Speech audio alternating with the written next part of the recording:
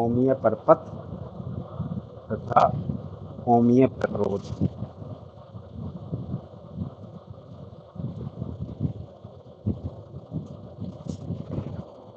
देखो वे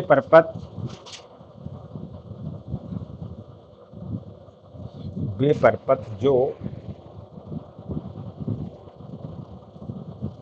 ओम के नियम का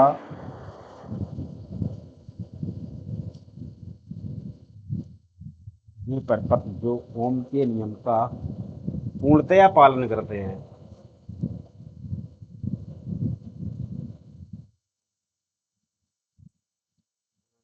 पालन करते हैं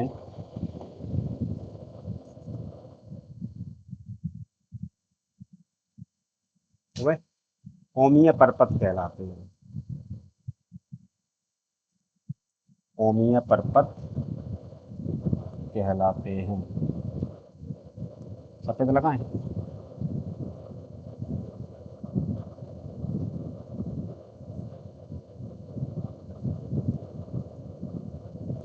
ओमीय परपथ कहलाते, लाइन चेंज करके आओ। और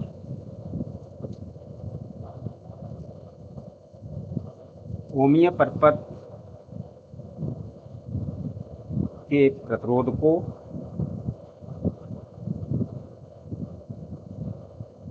ओमीय परपथ के प्रतिरोध को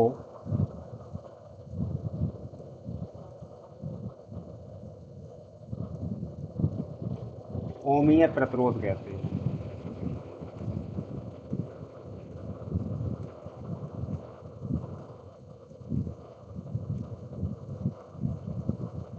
ओमीय प्रतिरोध कहते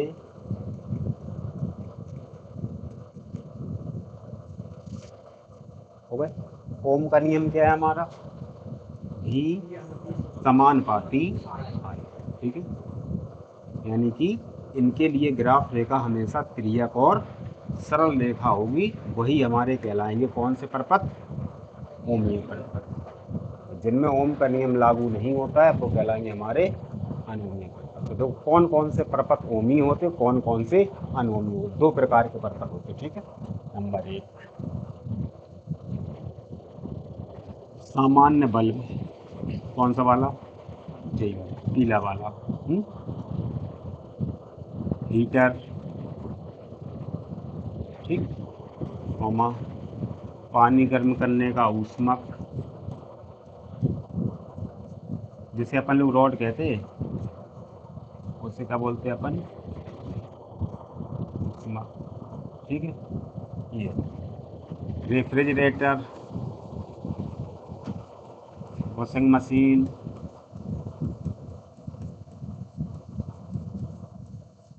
ये एक जे बना लिए हमने, ठीक। इतने उपकरण पर पता ही है जी, पर पता ही है परपथ का मतलब क्या होता है? एक ऐसा चारों ओर का रास्ता जिसमें लिखे दे रहे परपथ की परिभाषा। परिपथ, परि मतलब चारों ओर, जैसे परिव्रत, अंताव्रत, पथ माने रास्ता, यानी कि संयोजक तारों और अन्य उपकरणों की सहायता से बनाया गया वह रास्ता जिससे किसी विद्युत उपकरण का उपयोग किया जा सके, यानी कि विद्युत ऊर्जा का उपयोग कर पाए। विद्युत ऊर्जा को उपयोग करने वाला मार्ग उसे कहते परिपथ।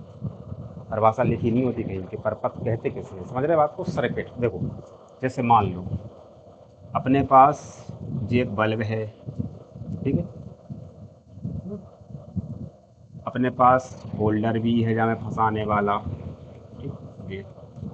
अपने पास एक बैटरी भी है यहाँ पे 12 वोल्ट की, ठीक है। बल्ब है, बैटरी है, होल्डर है, तार नहीं है। अब जला लो,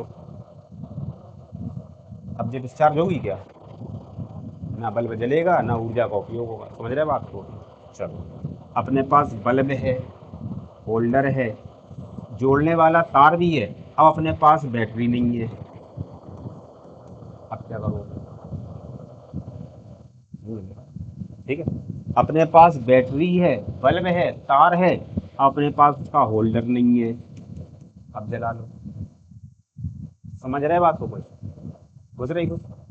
सामान्य परपथ की बात कर रहे हैं। सामान्य का मतलब, अब तुम कहो चटकनी लगाओ, भाई हमें नहीं लगाना, डायरेक्ट जलाना। सामान्य का मतलब इतनी चीजें तो कम से कम चाहिए ही है। जैसे एक बल्ब जलाना है तो नंबर एक उसका होल्डर चाहिए, समझना बात को जरा, परपथ किसे कहते हैं। नंबर दो, संयोजक तार चाहिए। नंबर तीन, एक बल्ब चाहिए। और नंबर चार, एक क्या चाहिए, स्रोत। स्रोत का मतलब या तो बैटरी हो या तो घर के बाहर खंभा लगाओ।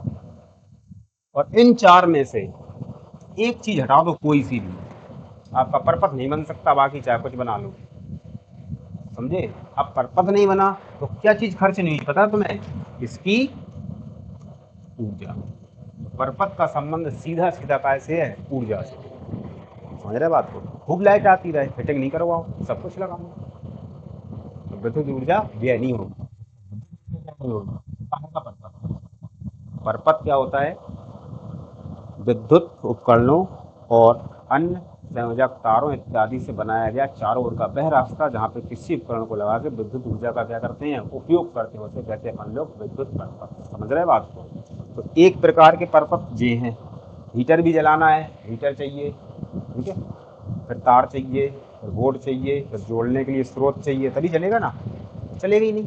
तो ये सामान्य परपथ हैं। कैसे हैं? बिल्कुल सामान्य। अच्छा, एक और देखो दूसरे प्रकार के परपथ। ये नंबर एक हो गया मेरा। तो ये यहीं पे हैं सारी परिभाषाएं परिभाषाएं। नंबर दो, अब देखो चार्जर। अब ध्यान देना जरा। क्या? चार्जर। चार्जर समझ गए? अच्छा, टीवी, कॉमा, मोबाइल, रेडियो। अब तो तुम समझे ही होगे फिर जाने काका कहने वाले हैं हम। कंप्यूटर, ठीक है। अच्छा, इनमें, इन परपथों में और इन परपथों में क्या अंतर है, बस इतना बता दो तो तुम ओमी अनोमी समझ जाओ।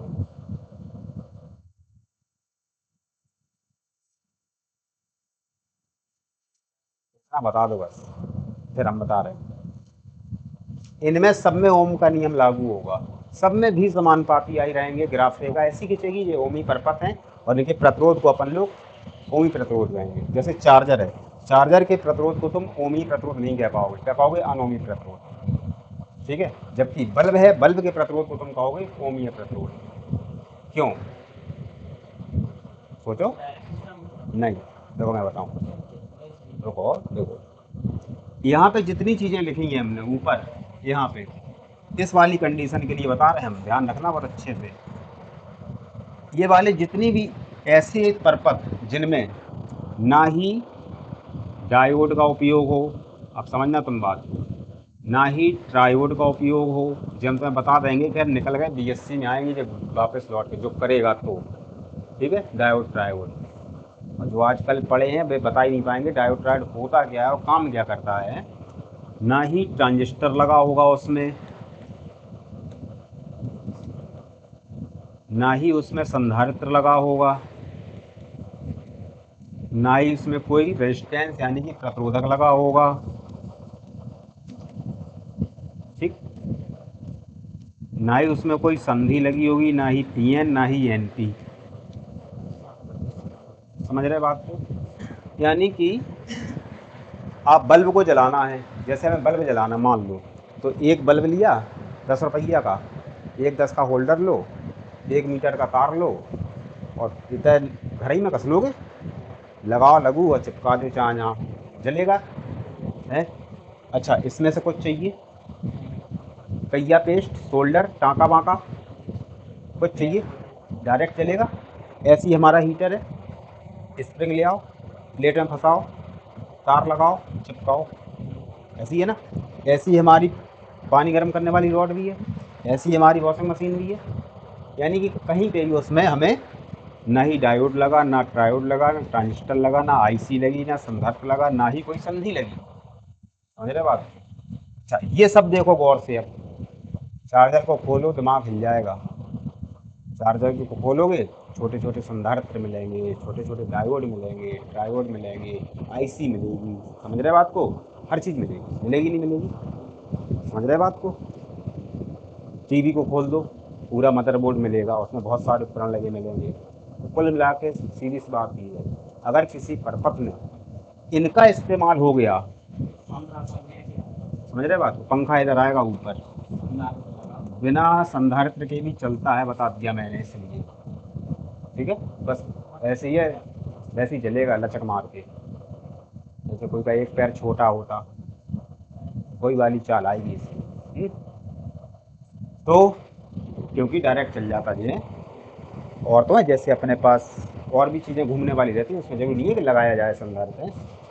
तो यहाँ पे अगर किसी परपथ में क्या लगा है, इनमें से कुछ लग गया, डायोड, ट्रायोड, संधि, आईसी, तो आप ये समझ लें पक्का कि वो वाला परपथ हमारा ओमीय परपथ नहीं है। वो वाला परपथ हमारा कौन सा आएगा? यहाँ पे ओम के नियम का पालन नहीं होगा। ग्राफ रेखा हमारी हमेशा ऐसी आएगी। समझ रहे बात को? जितने हमारे डायरेक्ट वाले हैं, कौन से वाले? ये सब कौन से हैं? ओमीय। समझे? इनमें ओम का नियम पालन होगा, यहाँ पे ओम के नियम का पालन। तो ये परपथ कहलाएंगे ओमीय और ये कहलाएंगे अनोमीय। समझ रहे बात को? तो किसी परपथ में अगर इनमें से कोई भी युक्ति लगी मिल जाए जो कि सीधे ना चले, जैसे तुम ना चला पाओ, जैसे चार्जर है, चार्जर मान लो खराब हो जाए, चला लोगे? टीवी खराब हो जाए, चला लोगे? नहीं चला पाओगे। बल्ब ये खराब हो जाए मान लो, दुकान से जाओगे, खुद ही ले आओगे, खुद ही बदल दोगे। होल्डर टूट जाए, कुछ हो जाए, हम कह रहे हैं मुझे घर पे ही करते हैं, कुछ लगा ही नहीं है उसको। समझ रहे बात को? तो वो सारे पर्वत कैसे कहलाते हैं हमारे? तो यहाँ पे भी समानुपाती आई होता है, निश्चित होता है ना, और यहाँ पे भी समानुपाती आई नहीं होता है, इसलिए ये पर्वत हमारे कौन से कहलाते? अनोमीय। और इन्हीं के प्रतिरोधों को हम क्या कहते हैं? अनोमीय प्रतिरोध। तो टीवी का प्रतिरोध, चार्जर का, मोबाइल का, रेडियो का, ये सब अनोमीय में आ जाएंगे, जबकि यहाँ पे जो है इनके प्रतिरोध आ जाएंगे। समझ रहे बात को? तो और लाइन चेंज करके, जैसे जैसे bulb, bulb comma heater, bulb comma heater इत्यादि के परपथ ओमीय परपथ होते हैं।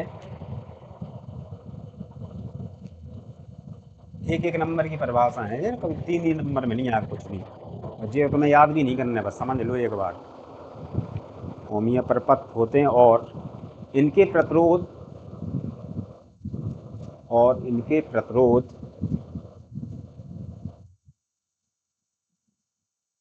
को ओमीय प्रतिरोध कहते हैं।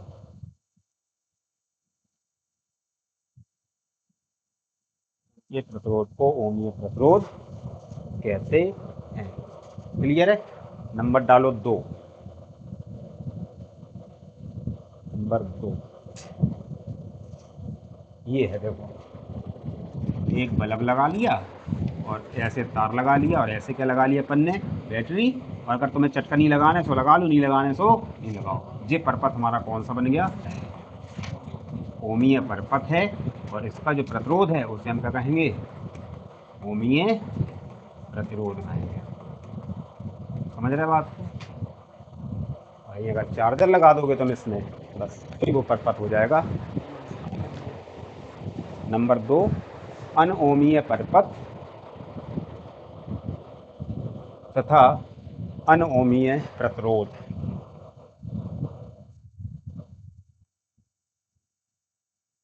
अनओमीय परपथ तथा अनओमीय प्रतिरोध।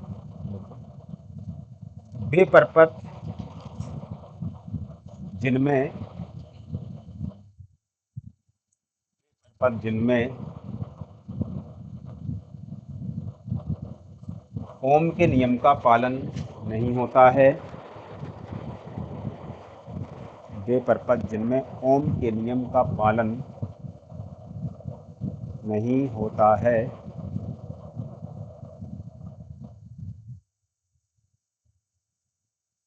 अर्थात V अपॉन आई अनुपात,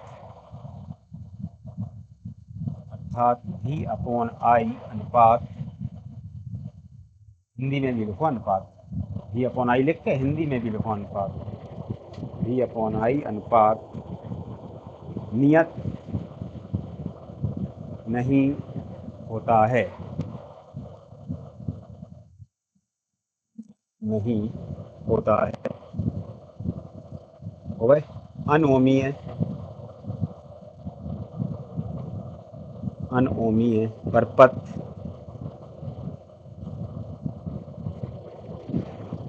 कहलाते हैं। लाइन चेंज कर दिया। अनोमीय परपथ के प्रतिरोध को और अनोमीय परपथ के प्रतिरोध को अनोमीय प्रतिरोध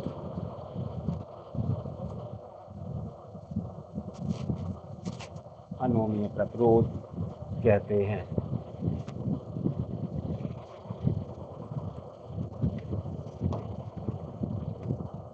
लिख गए। लाइन चेंज करके आ जरा फिर। और इन परपथों में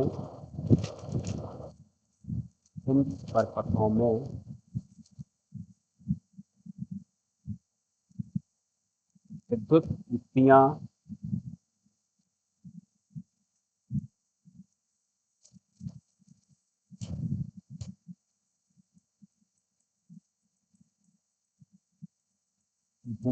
जैसे जैसे संधारित्र, विद्युत युक्तियां जैसे संधारित्र, कॉमा ट्रांजिस्टर, संधारित्र comma transistor comma diode comma triode comma संधि इत्यादि उपयोग करने के कारण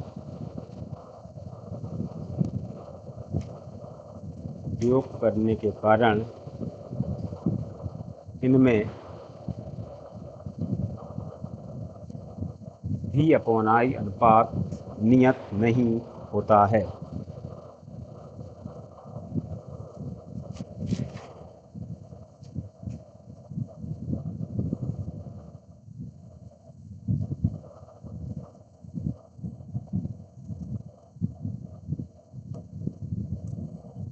हो गए। लाइन चेंज करके नोट लगा दो इतना ही। जैसे लिख लो पहले, जैसे जैसे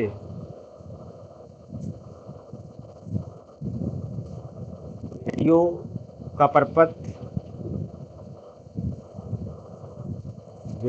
परपथ, कॉमा टॉर्च का परपथ,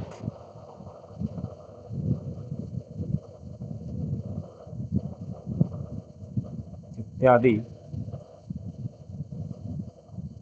रेडियो का क्यों लिखा है, कोई बता सकता है? आगे आ रेडियो क्योंकि इसमें एक संधारित्र का उपयोग होता है रिसीव करने के लिए और एक कुंडली का उपयोग होता है। ठीक है, उसे बोलते हैं हम लोग, हमने बोले सब बोलते हैं एलसी परपथ। कौन सा परपथ? एलसी परपथ। एल मतलब एक कुंडली होती है तांबे के तार की। कुंडली तो समझते ही, कक्षा 10 में पढ़ी है? नहीं पढ़ी? पहले तो मना कर दो, पढ़ाई नहीं जाना। कह दो हाँ कह दी। धारावाही प्रणालिका पढ़ी? प्रश्न दिया था और हर बार हाई स्कूल में धारावाही प्रणालिका चुंबक के समान व्यवहार करती है। बस कह रहे नहीं पढ़ी। तो बायोलॉजी तो पढ़ी? बायोलॉजी पढ़ी तो ठीक है। ऐसे देखे तुमने बायोलॉजी में एक चित्र बना रहता है ऐसे ऐसे। हाँ बस ऐसी कुंडली का तार लपेट के बनाई जाती है, समझ रहे? तो ये कुंडली है, इसका 100 प्रेरण गुणांक एल होता है और एक संधारित्र है। वो संधारित्र तुम खैर पढ़ ही चुके, उसकी धारता सी होती है। जो परपथ होता है एल सी परपथ है, उसकी आवृत्ति का सूत्र होता है एफ बराबर 1/2 पाई अंडर रूट में एल सी। रेडियो में ये लगता है, ये परपथ होता है रेडियो में, तो एक संधारित्र लग जाता है इसमें और एक ये लग जाता है। अंदर प्लेट में हमें जानी नहीं है, बाहर से ही हम कह देंगे अनोमी परपथ है देख के, समझ रहे? किसे देख के? वो ऐसे निकाल देते जो बाहर का कहते उसे।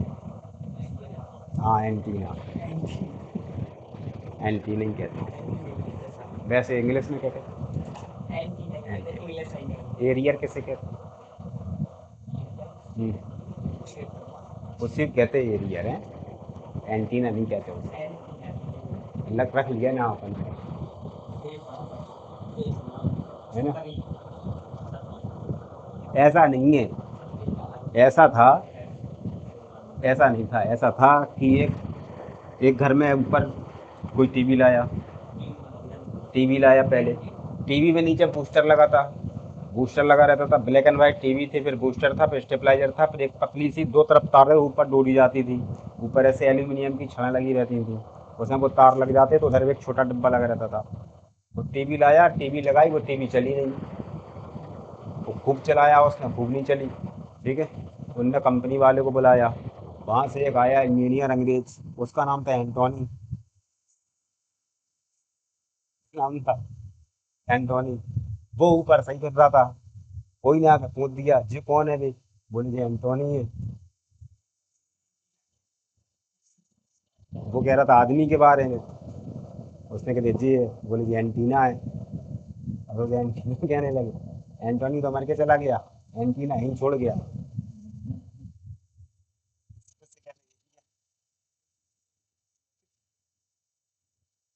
हो गए, लाइन से आप लगा लो नोट। ओमिय ओमिय परपथों में नोट लगा लो, हेडिंग नहीं लगाना है। ओमिय परपथों में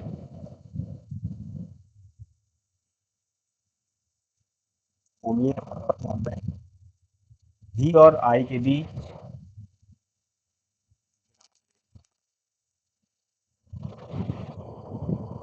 भी और आई के बीच ग्राफ रेखा तिर्यक और सरल रेखा होती है। तिर्यक और रेखा होती है, जबकि पथों में अनोमीय परपथों में, जो चित्र बना लियो धीरे से छोटे छोटे, ग्राफ रेखा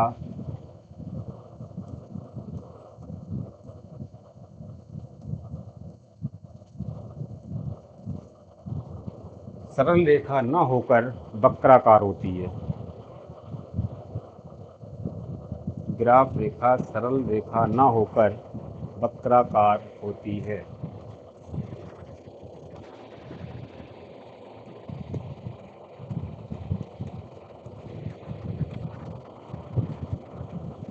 ठीक है, तो यहाँ पे भी समानुपाती आई होते हैं,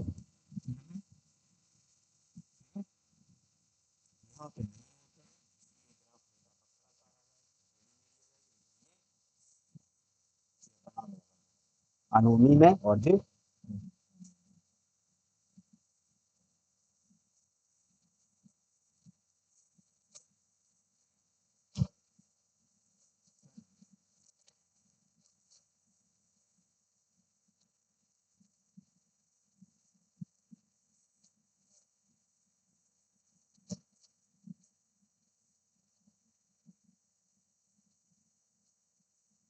उधर वो स्कूल तो उधर मसौरा में पुरोहित जी का बंद हो गया, चलता है, कम हो गए बच्चे उसमें तो।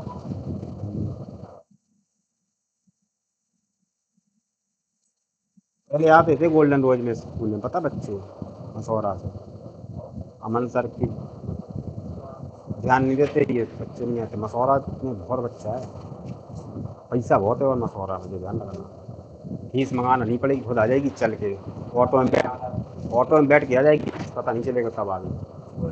आओ, उनका समझ रहे मसौरा में। वो हॉस्टल जो बना था, हॉस्टल बना था अकेडमी, वो मात्र 7 दिन के अंदर बने खड़ा हुआ था वो। हाँ, 7 दिन बना दिया पूरा, सिर्फ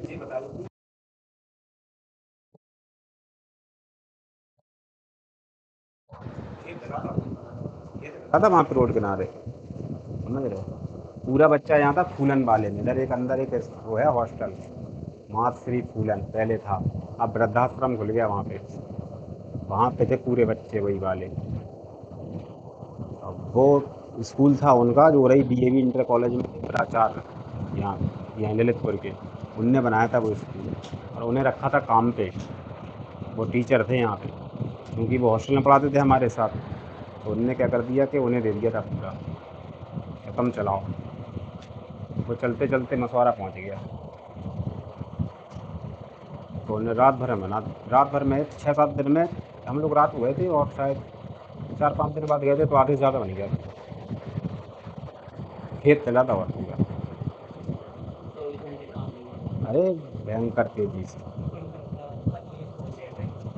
बहुत पैसा है वहाँ पे। संस्कार वैली वाले रोड मांग रहे थे, उसमें 3 करोड़ रुपए लगा दिए, तो उनने करीब 3 के आसपास।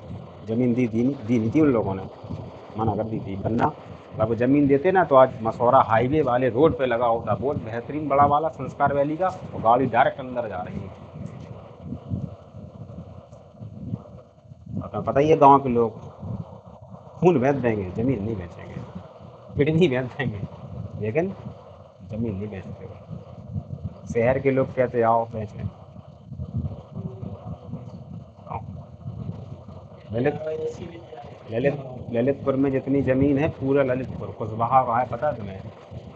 पूरा ललितपुर, इतनी ज़मीन किसी के पास नहीं थी यहाँ पे, अभी भी डली उनकी हजारों एकड़ ही ललितपुर में। डैम के पास देखा तुमने कितनी वो खेती वेती करते रहते हैं पूरे, है ना, उन्हीं की है पूरी वो, सब जैनों ने खरीद ली पूरी, जैनों ने पैसा दिया खरीद ली। बहुत ज़मीन थी उनके पास, किसी के पास नहीं थी यहाँ पे ज़मीन ललितपुर में। हाँ बस उनकी है बस, बस दो ही की तो है, किसी के पास ज़मीन नहीं थी यहाँ।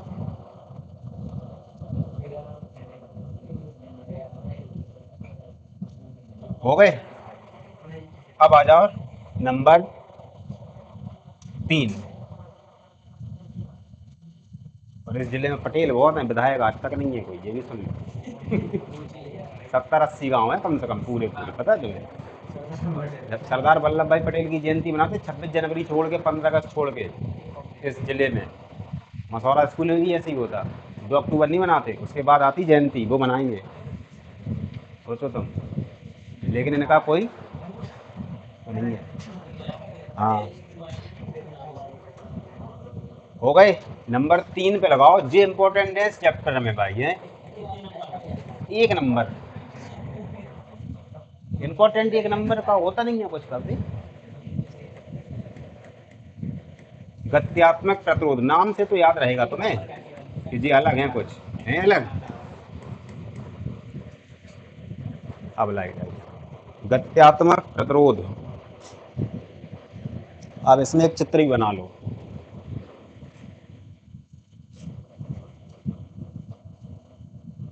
लो, ये तो तुम्हें पता ही चल गया जी, कब बना दिया मैंने। यहाँ पे धीरे से और इसका उदाहरण भी लिख दो। देखो बेटा, अरे यार, ये तो अनुज अनुज के चक्कर में हमारा गलत होने लगा, ये गलत सलत बोलते रहते और मैं गलत लिखता रहता, ऐसे लिखा जाता वो है।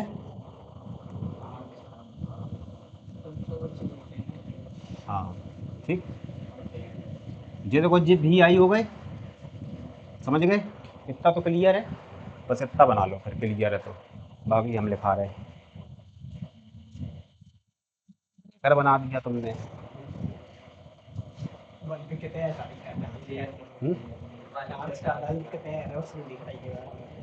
अभी बनेगा टार्च का बल्ब, बनाओ तुमने चूड़ी वाला, कसने वाला, ठीक।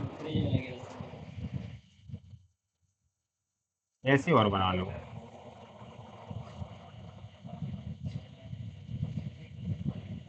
ऐसे और बना लो। इससे कह दो यहाँ पे डेल्टा भी, और यहाँ से कह दो डेल्टा आई।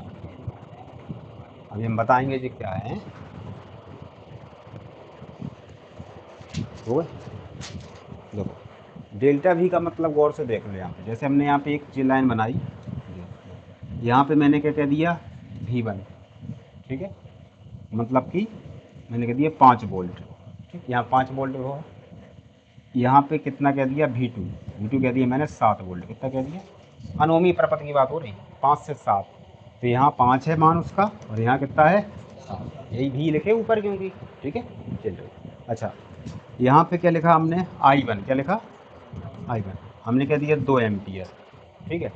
यहाँ पे क्या लिख दिया हमने I2, और हमने कह दिया यहाँ पे 4 एम्पियर। समझ रहे बात? इसको ऐसे डेड डैश करके आगे बनाया, जी आ गए, इसको डेड डैश करके ऐसे बनाया, जी आ गए, आ गए जी। वो त्रिभुज है, देखो गौर से देख लो, दिख गया जी, त्रिभुज बन गया। देखो जी चीज़ बन गई कि नहीं बन गई? जी बन गई। यहाँ पे ग्राफ की रेखा ऐसी है, और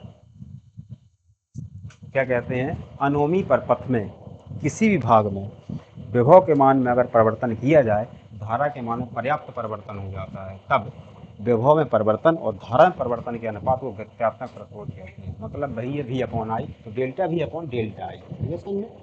हम ओम के नियम में क्या कहते हैं? V अपॉन आई बराबर आर, यही है ना। यहाँ पे हम V अपॉन आई कहते हैं ओम के नियम में, यानी कि ओमीय परपथ में। अनोमी में हम क्या कहेंगे?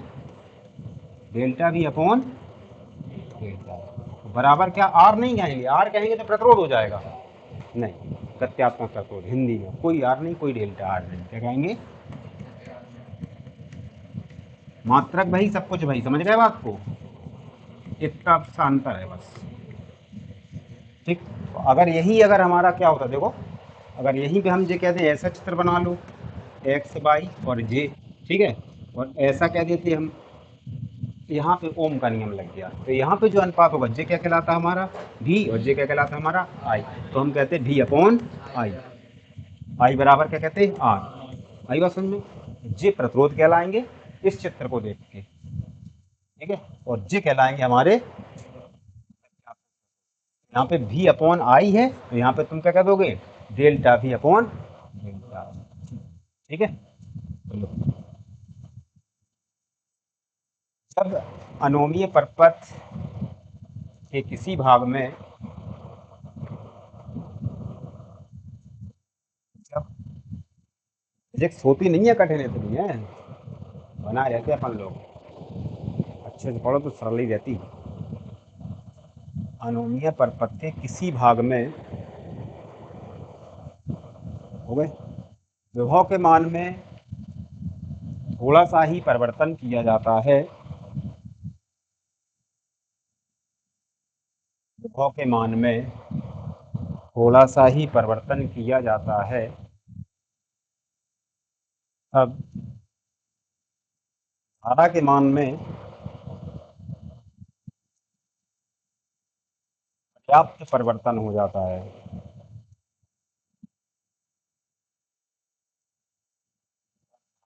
मान में पर्याप्त परिवर्तन हो जाता है, वह लाइन चेंज कर गया, तब विभव में परिवर्तन डेल्टा भी,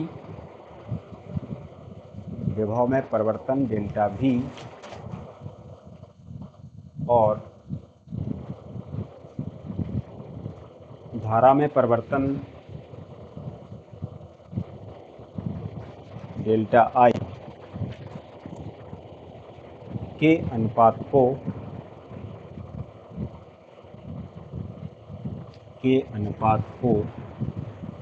गत्यात्मक प्रतिरोध कहते हैं।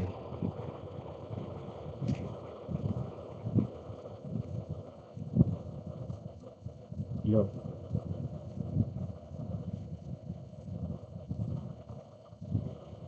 जे बंद कर लो। गत्यात्मक प्रतिरोध बराबर डेल्टा भी अपॉन डेल्टा आई, मात्रक वही है ओम।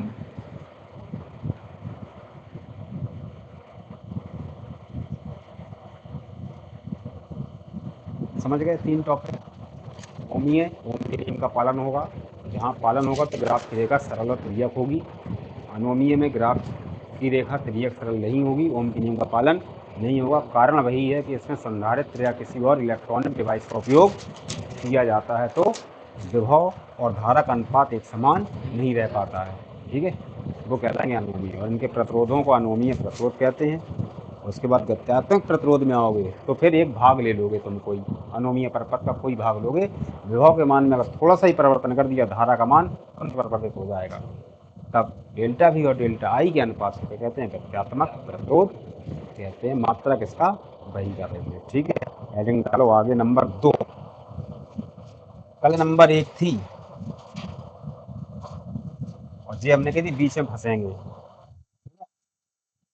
और जैसे वो कह दें प्रतिरोध के लिए V और I का अभिलाक्षणिक गुण लिखो, ग्राफी ग्राफी बताओ, तो यही पूरा लिख देना, ग्राफ आप बना बनने को, समझ गए। VI लिखा होगा उसमें, देखो वो लिखा, देखो ये लिखा, ओम के नियम के अपवाद अरैखिक अभिलक्षण। अपवाद का मतलब जरूरी नहीं है कि सभी परपथ ओम के नियम का पालन करें, समझ रहे बात को, वो है वो, यही हो जाएगा। फिर आता नहीं है, 1 नंबर में आ जाता है कभी कभार। नंबर 2,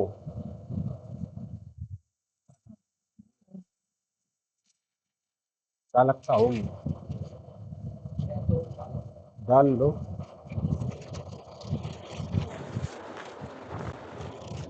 वैद्युत चालकता डाल दो,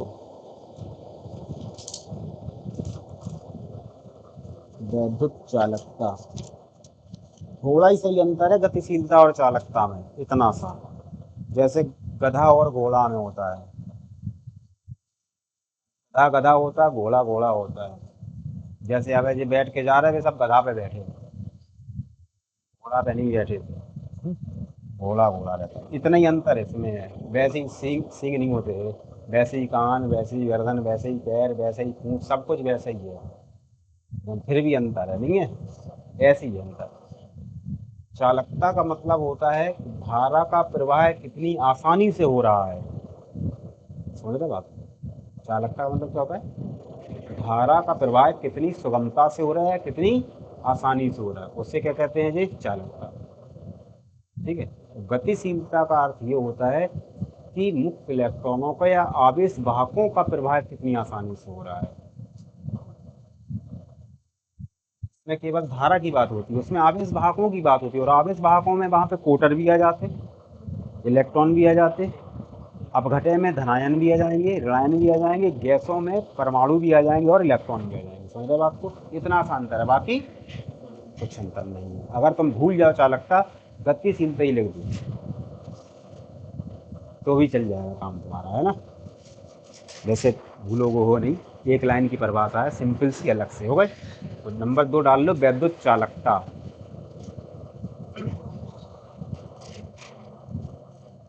अगर ये अलग अलग पाठ में होते तो ऐसी प्रदर्शित एक ही से कर देते अक्षर से, वैद्युत चालकता।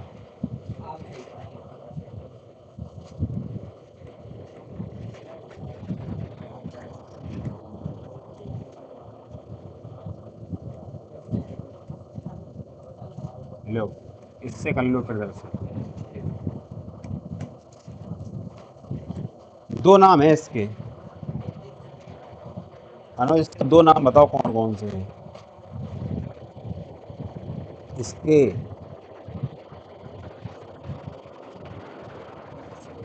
नहीं पता, महक तुम्हें पता है इसका नाम? एक और रिसेट होगा कोई, इनका महक की मेमोरी खत्म ही हो गई। न्यू, न्यू, न्यू, ये न्यू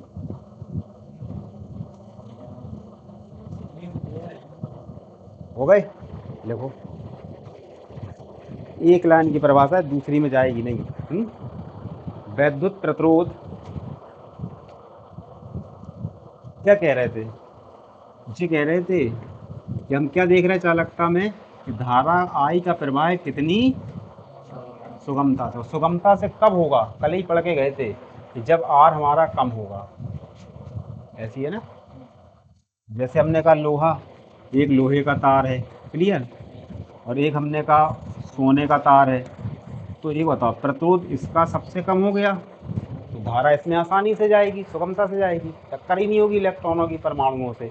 और यहाँ पे आर गया है इसका बहुत ज़्यादा है, और बहुत ज़्यादा धारा आई इसमें, ऐसी है ना, ये तार गर्म होगा, ये नहीं। कह दो उल्टा आर का, समझ रहे बात को, आर का उल्टा, आर कम तो ज़्यादा, चालकता ज़्यादा हो जाएगी।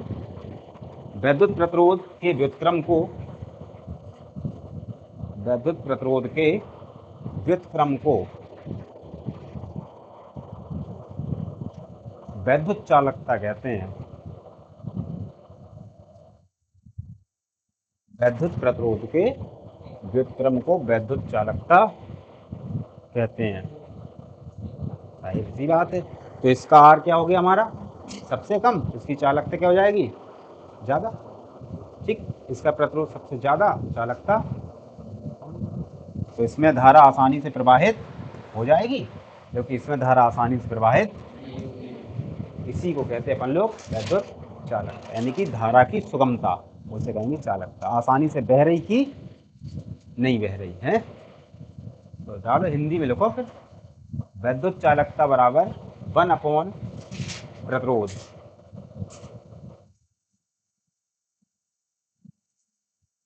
वैद्युत चालकता बराबर 1/, क्या लिखोगे, प्रतिरोध।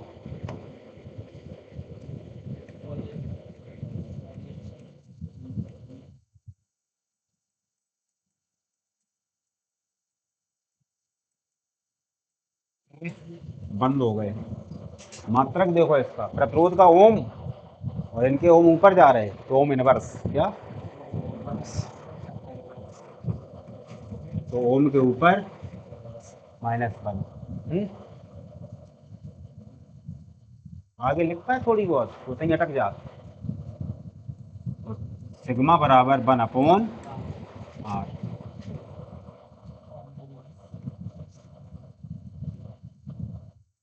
Ohm inverse.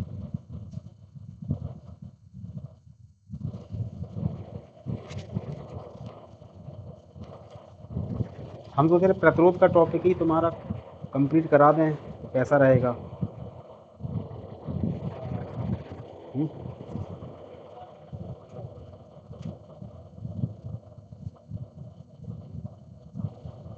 हो गए।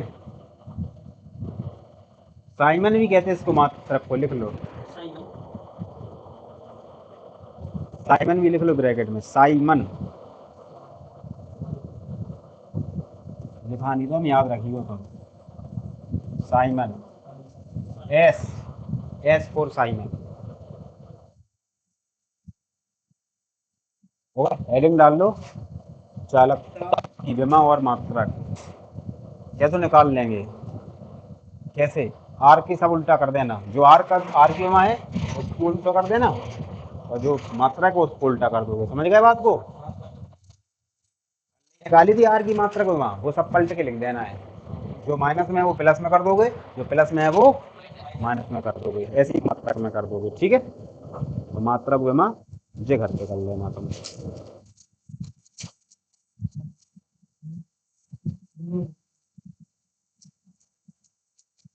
हो गए। नंबर 3 लगाओ, जी आ गया इंपॉर्टेंट तुम्हारे। नंबर 3,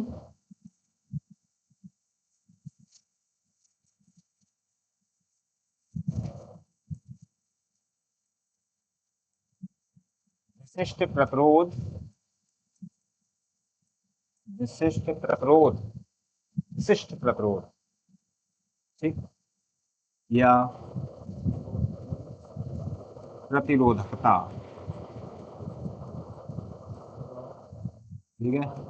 सवाल यही है तुम्हारा बेटा 3 नंबर का, इसके ही सूत्र से, और आए तो समझ रहे, आ चुका है, सकते नहीं है इस बार है, तो पिछली बार भी आया था, 1 नंबर में आया था 3 नंबर का सवाल पिछली बार, बहुविकल्पी में, वो भी हाई स्कूल में, इंटर का सवाल,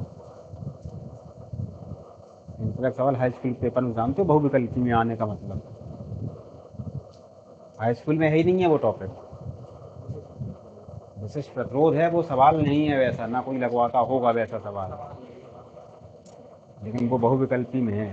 सवाल वो ऐसा था, एक तार की लंबाई खींचकर 3 गुना कर दी जाती है, तार का नया प्रतिरोध कितना होगा, जो बहुविकल्पी में है वो, समझ रहे, वो अलग प्रकार से निकलते हैं। तो विशिष्ट प्रतिरोध या प्रतिरोधकता कैसे प्रदर्शित करते हैं इन्हें, रॉ।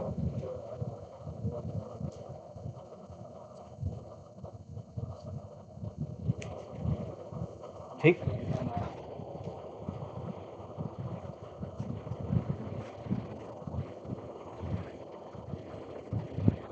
तार तार की लंबाई एल, तार का क्षेत्रफल ए, और इस तार का प्रतिरोध हो गया हमारा कितना, आर। आर प्रतिरोध है, एल लंबाई है, और ए उसका है क्षेत्र। ठीक है, देखो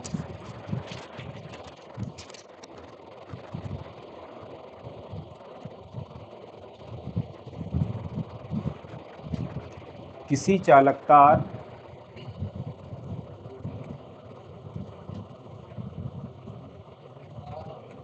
किसी चालक तार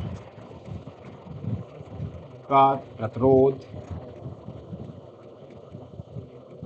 निम्न बिंदुओं पर निर्भर करता है।